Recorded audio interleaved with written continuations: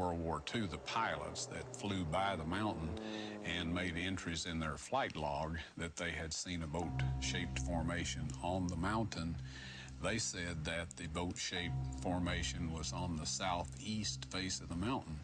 The person that wrote this, or quoted this in his book, said that the log stated it was on the northwest face of the mountain.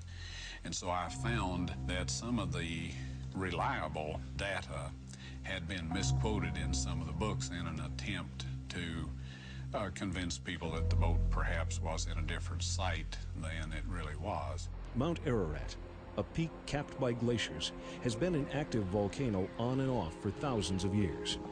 No wood structure could possibly have survived on this mountain scoured by lava and ice. However, of the 30 well-documented sightings, not one places the Ark precisely on Mount Ararat. In the biblical text itself, Genesis chapter 8, verse 4, it states the Ark came to rest in the mountains. That's plural, mountains of Ararat. His conclusion inspires Ron Wyatt to visit once again the findings of Wilbur Bishop's team and the site explored by the 1960 U.S.-Turkish expedition. In 1977, after 17 years of research, Ron is at last able to begin fieldwork in eastern Turkey. He hires D. Lavar, a local guide who over time proves an indispensable aid to the research. Their first foray into this intimidating land reveals a defiant vastness, making their search seem endless. The region, burdened by ages of warfare and laden with antiquity, is a place almost lost in time.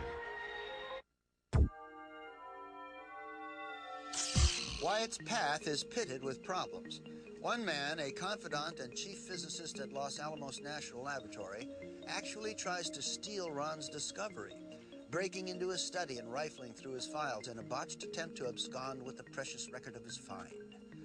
Vicious competitors scramble to locate the Ark in a different geographical region simply to forestall the Wyatt expedition and keep them from staking their claim.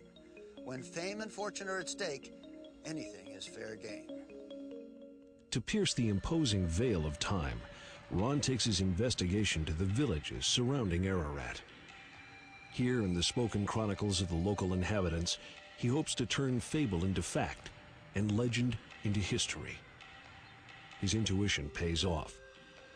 By visiting with villagers in the proximity of the 1960 expedition and earning their trust, Ron Wyatt is at last directed to the exact location of the object which has held his fascination for so many years.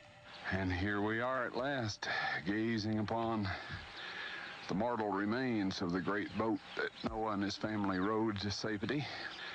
When I arrived at the boat-shaped object, I was amazed at how much it looked like a boat.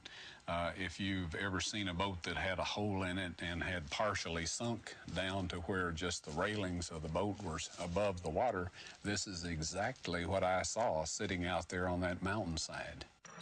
Located approximately 15 miles south of Mount Ararat, the site is located atop Doomsday Mountain. Its elevation? 6,375 feet above sea level. The dimensions are confirmed as approximately 515 feet in length, corresponding with the aerial photo survey and ground measurements made by the Turkish U.S. expedition. It appears a long boat-shaped semi-oval with a mound in the center. 20-foot earth-packed rims outline the immensity of the structure. It rests on sedimentary Cretaceous water-laid rock. This suggests that the entire valley was once immersed in water, an important criteria for establishing this area as the possible landing site of the Ark. Although soil samples for chemical analysis are in order, Ron Wyatt lacks the appropriate permits, and so must satisfy himself with his only substantial evidence: the established dimensions and obvious boat shape of the half-buried relic. Before returning home, Ron continues his search for fragments of information about the legendary ship, conferring with and befriending the villagers of the area. Other mysteries unfold. The Turkish word for Ararat is Agra Dag, or Mountain of Pain.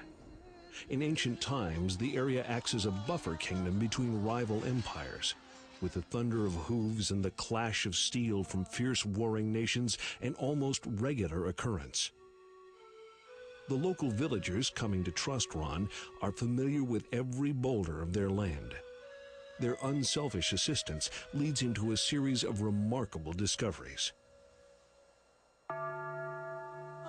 He is directed to 4 massive anchor stones, each approximately 8 feet high and weighing several tons. Similar in proportion and design, the stones have 8 distinct crosses which experts believe represent the 8 survivors of the Great Flood. Each cross engraving seems to represent an individual survivor. The alignment and placement of each cross is characteristic of that individual's relationship with Noah and, respectively, to the others in the group. Ron Wyatt. Like all the other grave markers in this area, the Valley of the Eight, this marker once had 8 crosses.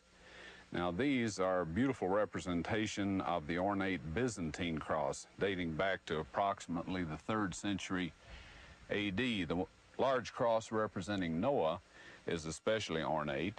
The one representing his wife is quite a beautiful design.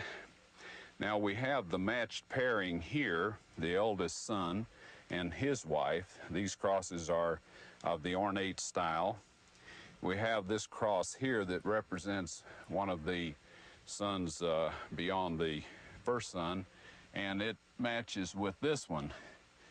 Up here we have the representation of the other son, but the representation, or the cross representing his wife, is missing and apparently got broken away over the years.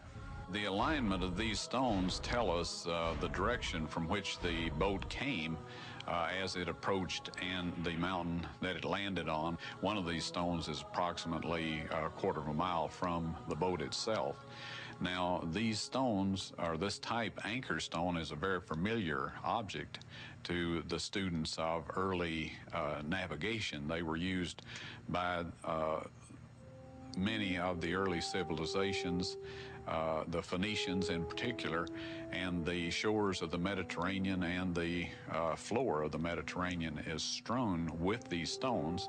The difference that becomes obvious immediately is the difference in size. Dragged as ballast behind the ships to which they were tethered, these anchor stones were commonplace on ships sailing the Mediterranean for millennia. Only in size do these stones differ from their Mediterranean counterparts. It is hypothesized that the colossal size of these stones indicates their use as an anchor on a ship of extreme proportions, perhaps even ark-sized proportions.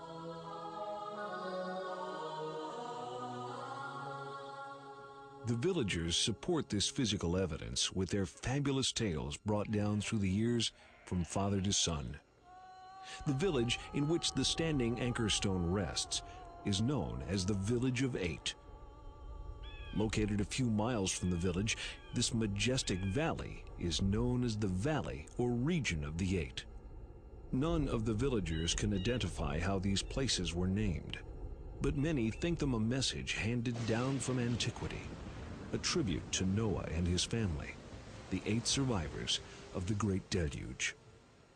With a PhD in archaeology, Dr. William Shea of the Biblical Research Institute of Washington, D.C., assists in analyzing the data from the Wyatt expedition. His own interest in the boat-shaped object dates back to the original 1960 research junket. As a teacher of Old Testament studies, Dr. Shea brings a revered and varied perspective to his review of the facts surrounding the ark-like phenomenon. Dr. Shea. I've never measured the exact distance, but if you stand on the object, you can see Mount Ararat in the near foreground.